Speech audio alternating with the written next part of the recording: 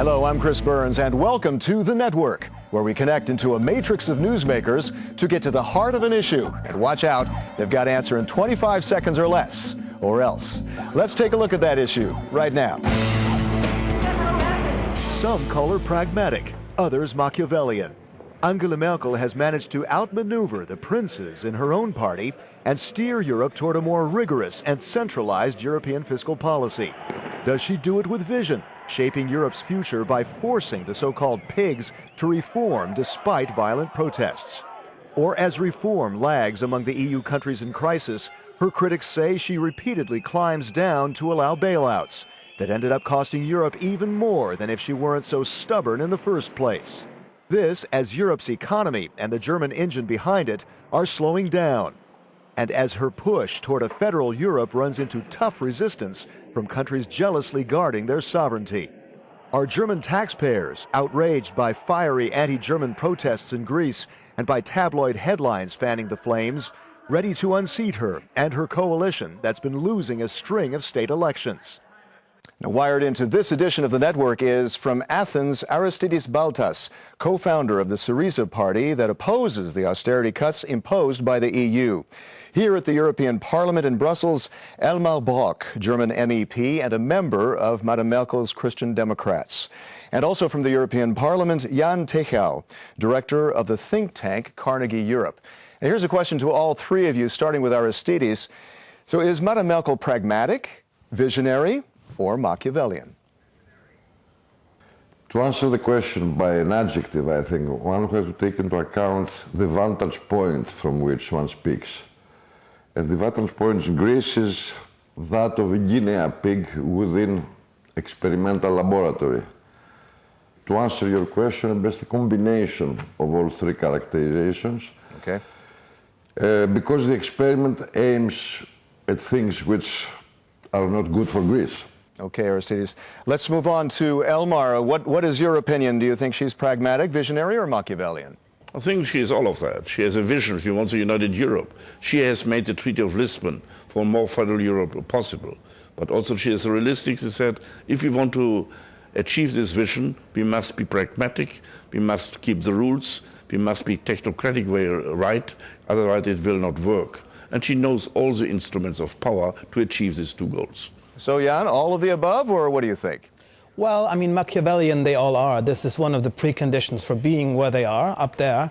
But I think primarily she's pragmatic, even arch-pragmatic, some people say. She's very much a problem solver.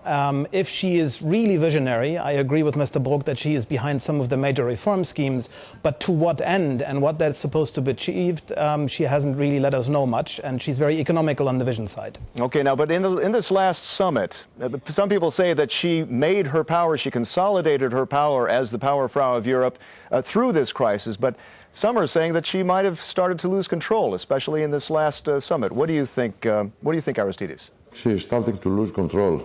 It's the first time in this summit that opposition became apparent, became public, and people are taking sides within this big split, which is not yet a split, but it's becoming a split. Okay, Elmar, what do you think? And do you think she can broker a deal early next year?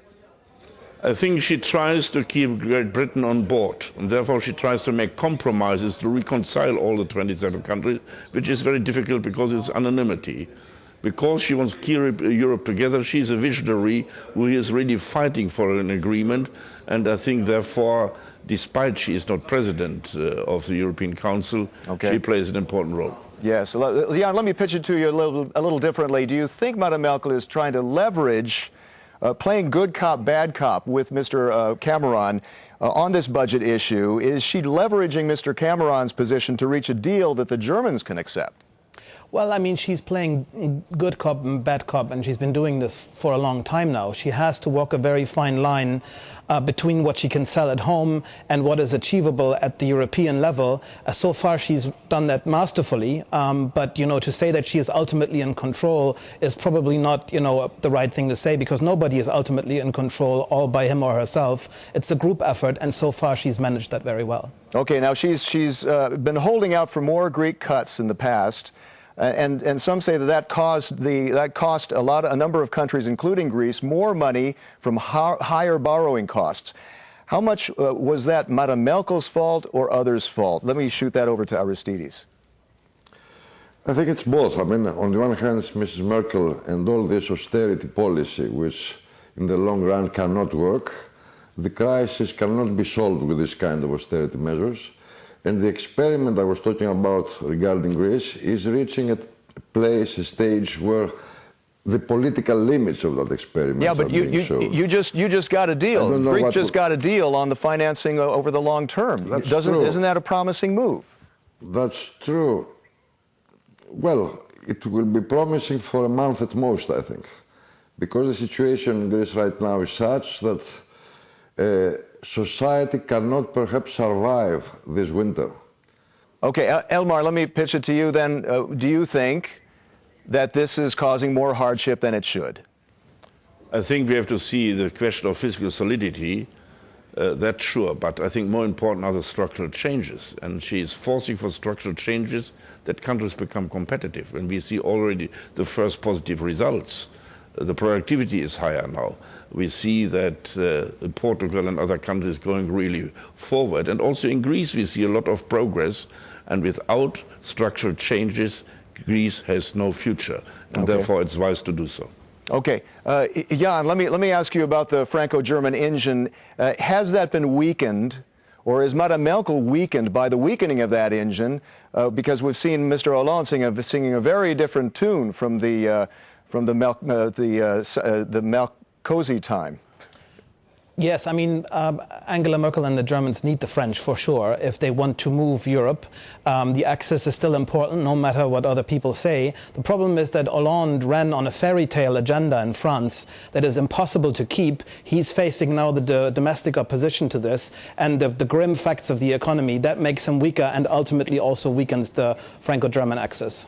Okay, how much do you blame her for the German voter outrage? Shouldn't she better communicate that Germany's economy, jobs, and creditor banks are dependent on keeping the EU and the Eurozone together?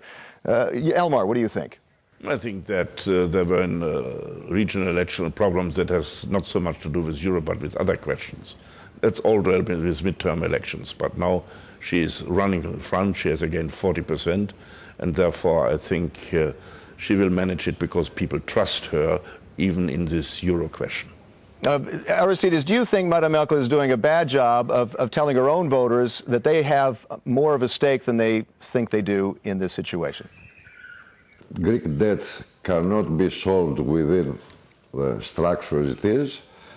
Germany will have to bail out Greece again, and unless there is a general policy, a general including debts of all the three, at least, Southern European nations, there will be no future for Euro. And I think this is the big issue, which does not make Mrs. Merkel a visionary, I think. Okay, Jan, how much of a threat to Madame Merkel is the socialists Per Steinbrück, who's risen in the polls? Could they be forced into a grand coalition together, or do you see a black-green or a red-green more likely?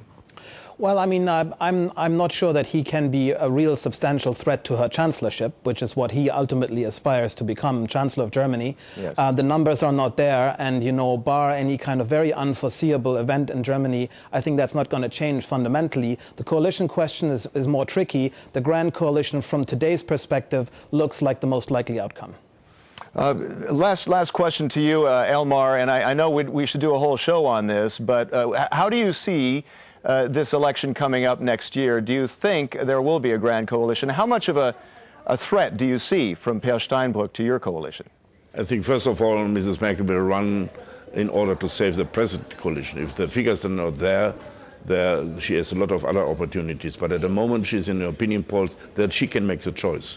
That's most important. And so she's a front runner. This probably cannot be catched up, and Mr. Steinbrück will be second. Okay, very good. Thank you very much to all of you. That's all the time we've got for now. I'd like to thank our guests, Aristides Baltas, Elmar Brok, and Jan Tejau. I'm Chris Burns, and until next time, thanks for watching The Network.